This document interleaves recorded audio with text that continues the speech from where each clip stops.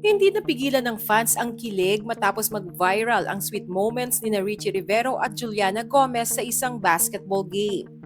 Sa harap ng maraming tao, kitang-kita ang pakis sa noo ni Richie kay Juliana at hindi lang isang beses kundi 3 beses ito.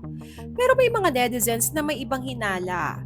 Ginawa lang daw ba ito ni Richie dahil present ang ex niyang si Andrea Brillantes sa event?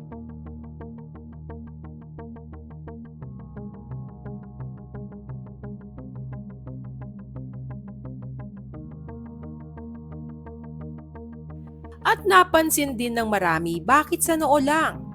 May pahintulot kaya ito mula sa ama ni Juliana na si Richard Gomez. Sa kabila ng intriga, marami pa rin ang kinikilig sa dalawa, lalo na't kitang-kita ang pagiging supportive girlfriend ni Juliana sa bawat laro ni Richie. Ang tanong ng netizens, totoong sweetness ba ito o may gusto lang ipakita si Richie sa kanyang ex? Ano sa palagay nyo?